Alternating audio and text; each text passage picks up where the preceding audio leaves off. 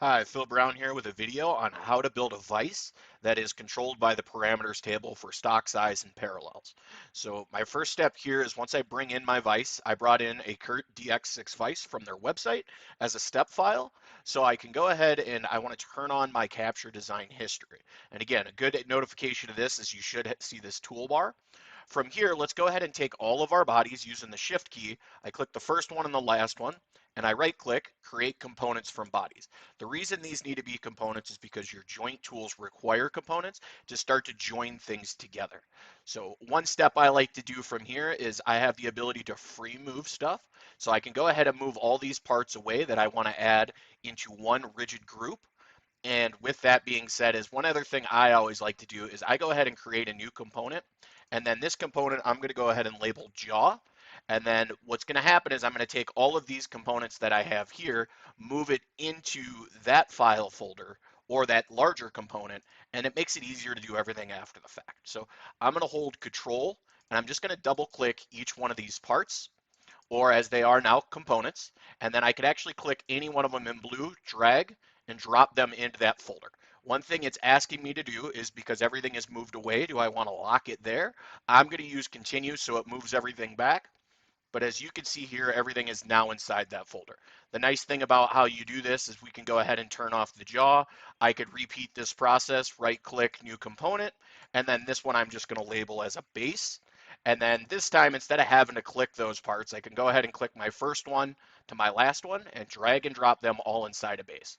So again, the nice thing here is I streamlined the process and I got everything separated into two groups. My next step is going to be is to create rigid groups. So again, is I'm going to go ahead and click rigid group, and then I'm going to click that jaw. So it's going to pull all those components automatically for me and hit OK. So now if I pull one part of that jaw, everything is locked together. Again, we're going to repeat this one more time. I'm going to go assembly, rigid group, and then I'm going to go ahead this time and pick the base. Again, we want these two components here to stay locked together with everything. One more step that I want to go ahead and do is if I don't ground out something in my assembly, it's going to continuously move. So again, I'm going to go to my base. Let's go ahead and right click and say ground. And now with that item grounded, I can't drag it or drop it anywhere. So again, now we have everything set here for our rigid groups. Now let's go ahead and add some motion to this part. So what I'm going to go ahead and do is do a joint, and you get there either by the button at the top in your toolbar or under assemblies.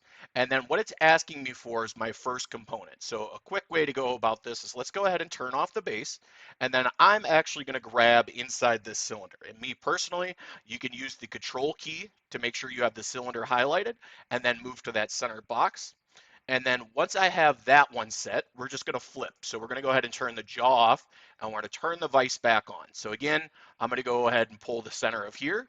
And what you're going to see is once you turn that jaw back on, it moved that one component and it gave me that rigid group motion. So my next step here is going to be is let's go ahead and call this a slider. And now that you can see that that's sliding in and out, I could go ahead and hit OK.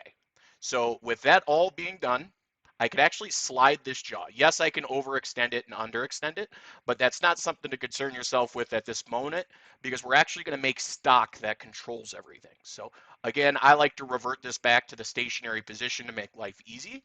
And then I go back to the top level and I create a new component. This component here is going to be called parallels. And the reason for that is we're actually going to create two inside of this folder. So again, I'm going to do another component, and then we could place this component inside of here, which is kind of nice overall. So from here, we're going to go create box. You could place this box on any actual plane that you want. The idea here is we're just going to make a 6-inch long by 1-inch tall, and then I'm going to go 0.125 inch wide. So the idea here is to create a body so that when we have that body, what we can now do is do a joint, and I can join from this guy down at the bottom center to this guy here down at the bottom center. And again, the idea here is not to be a motion joint, so we're going to go ahead and flip that back to rigid and lock it together. So once you have that all set, you can go ahead and right click on your component where you made that parallel. We're going to copy, and then what we're going to do is we're going to go ahead and paste that right back inside of here. So the nice thing here is I'm going to leave that sitting right where it is. I'm just gonna, again, is toggle on and off that first one. And then I have the freedom to go ahead and do a joint for that second one.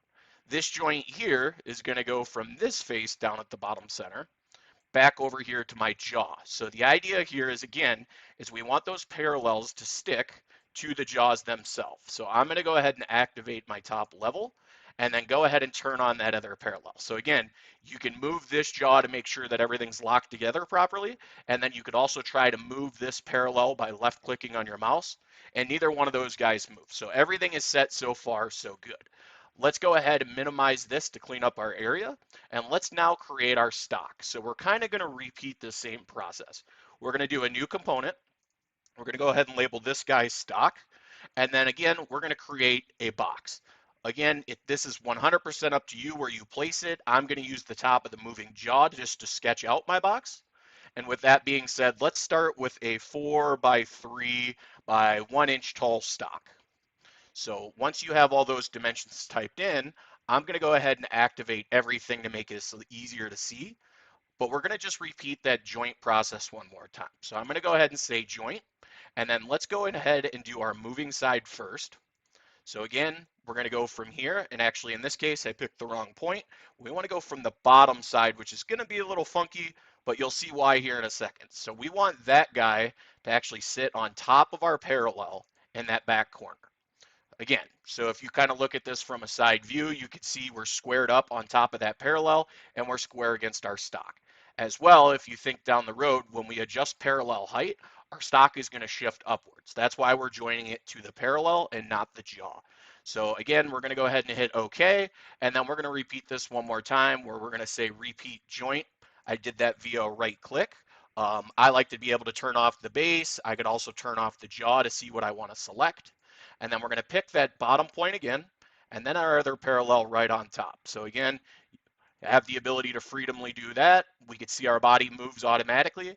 And this is where once you hit OK, everything's going to move around. So let's get it all turned back on.